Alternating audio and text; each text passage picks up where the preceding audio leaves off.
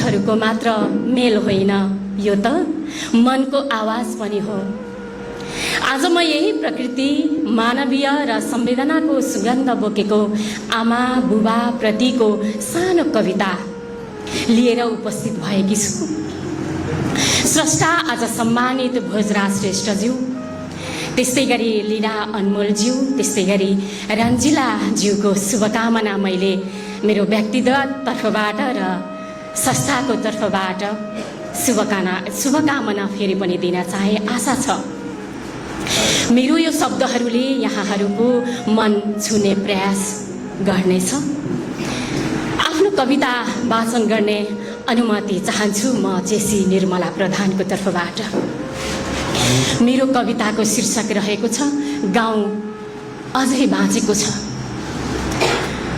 आमा भन्नुहुन्छ बाबु गाउँ अझै बाँचेको छ। आमा भन्नुहुन्छ नानी गाउँ अझै बाँचेको छ। चुलाको धुवासँग साँझको आकाशमा उड्ने सपना जस्तै, अनि बारीको कान्लामा अझै बुबाको पसिनाको गन्ध रहिरहेको छ। तर गाउँका आँगनहरूमा मानिसहरूभन्दा बढी यादहरू बस्न थालेका छन्। आमा भन्नुहुन्छ बाबु गाउँ अझै बाँचेको छ। आमा भन्नुहुन्छ नानी गाउँ अझै बाँचेको छ। छोरा, जुन चौतारीमा हामी बसेर हाँसेका थियौँ नि, त्यहाँ त आज बतास मात्र बहकिन्छ अनि बोल्दैछ। आमाको चाउरी परेको हातहरूमा देशको इतिहास लेखिएको छ, तर के गर्नु कसैले पढ्दैनन्। आमाको चाउरी परेका हातहरूमा देशको इतिहास लेखिएको छ, तर के गर्नु कसैले पढ्दैनन्। सबै शहरका उज्याला पछ्याइरहेका छन् अनि पछ्याइरहन्छन्। आमा भन्नुहुन्छ बाबु गाउँ अझै बाँचेको छ। आमा भन्नुहुन्छ अझै गाउँ बाँचेको छ नानी। म सोध्छु आज गाउँ किन रुँदैछ। आमा भन्नुहुन्छ बाबु गाउँ रोएको होइन, आफ्नो मान्छेहरूलाई सम्झेर आँखा रसाएको मात्र हो बाबु।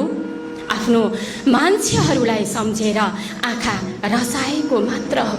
त्यसैले जहाँ भए पनि माटो नबिर्छ है। त्यसैले जहाँ भए पनि बाटो र यो माटो नबिर्छ है बाबु।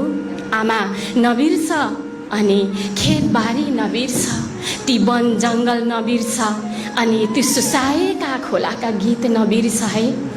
आमा भन्नुहुन्छ बाबु गाउँ अझै बाँचेको छ। आमा भन्नुहुन्छ नानी गाउँ अझै बाँचेको छ। किनकि मानिस ठुलो भएर होइन, आफ्नो जन्मभूमि महान आमा बुबा साथ र सम्झना सम्झेर महान बन्छ हो। बुबाको साथ र सम्झना महान बन्छ र गाउँ अझै बाँचेको छ। हाम्रो सम्झनामा, हाम्रो मायामा र हाम्रो सदा सदा जीवन यही माटोभित्र छ। त्यसैले आमा भन्नुहुन्छ बाबु गाउँ अझै बाँचेको छ नानी। हाम्रो गाउँ अझै बाँचेको छ। हस्, धन्यवाद।